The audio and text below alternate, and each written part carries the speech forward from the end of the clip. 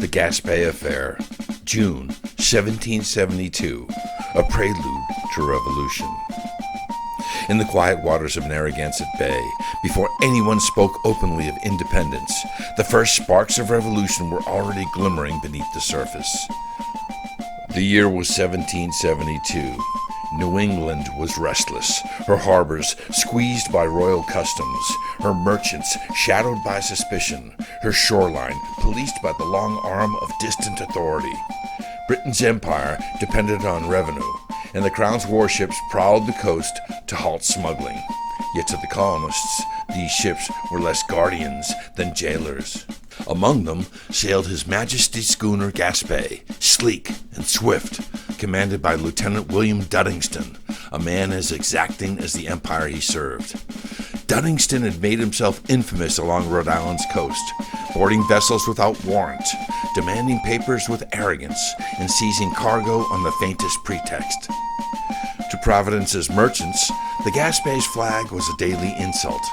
It represented not law, but intrusion, the empire's reach fouling their own familiar waters. By spring, complaints about Duddingston filled the taverns. Governor Joseph Wanton wrote to the Royal Admiral for temperance, yet no correction came. Pride, on both sides, set its teeth. Then came June 9, 1772, a day of tide, error, and wrath. That morning, the packet ship Hannah ran down Narragansett Bay, chased by the Gaspee.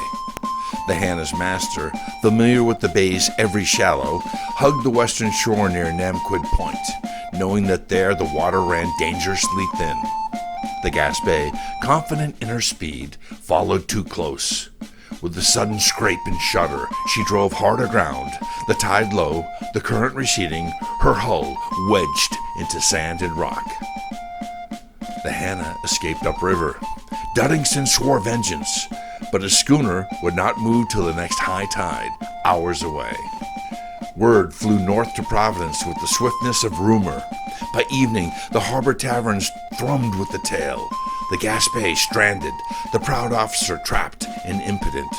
Among the listeners was John Brown, merchant, shipowner, and patriot before the title was cherished. His jaw set as he heard how the people were tormented by this officer's zeal. Brown turned to his companions, Captain Abraham Whipple among them, and spoke quietly, yet with an edge that cut through the din. "If she lies aground tonight, she shall trouble us no more." As dusk bled into night, the men assembled. Tradesmen, sailors, apprentices, fewer than 100 souls, yet bound by one bold intent. They muffled their oars in wool, blackened their faces with soot, and pushed a line of longboats from the Providence wharf into the dark water of the bay. The moon hung high and immaculate, betraying every ripple. Still, the boats slid through silence, the men whispering their course, Patuxet Cove, then starboard toward the point. On the stranded schooner, Lieutenant Duddingston kept uneasy watch. From the east, he glimpsed shapes, too many, too low on the water to be fishing boats. He called his men to arms. When the first longboat drew near, a hail went up. "Who goes there?" A voice answered back. "We want your commander and this ship." Muskets cracked across the black water. A shot struck Duddingston himself, wounding his left arm and thigh. For a moment, chaos scattered both sides. But discipline deserted the British crew. Surrounded, they laid down arms. The raiders clambered aboard, moving swiftly from deck to hold, seizing prisoners, securing wounded, searching for the powder store. By 2 a.m, the deed was done. The Gaspee's crew were set upon the shore under guard, their captain tended by a surgeon. Then, torches were touched to the timbers. Flames leapt along tarred rope and canvas, licking skyward with the sound of vengeance uncoiled. From the far banks of the bay, townsfolk saw the fire bright as dawn, red tongues devouring the king's schooner, sparks drifting like prophecy above the tide. By daylight, only the charred ribs of the Gaspee remained, sinking beneath the water that had trapped her. News of the attack sped first to Newport, then to Boston, and across the Atlantic like scandal on the wind. To Britain, it was no mere riot, but open treason. The Crown demanded the culprits. A royal commission convened at Newport, promising inquiry, perhaps transportation to England for trial. Yet inquiry foundered on silence. Rhode Island's people held their tongues. No witness spoke.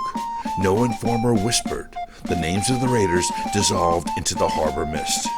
And so, no man was ever punished. The Gaspee had burned, and with it, the illusion that the colonies would always bow beneath the Empire's will.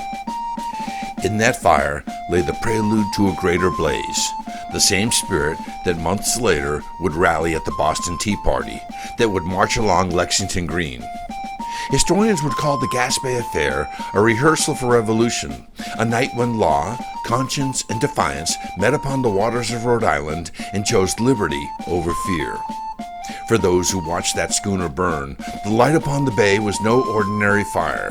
It was the flickering dawn of a new world yet to rise.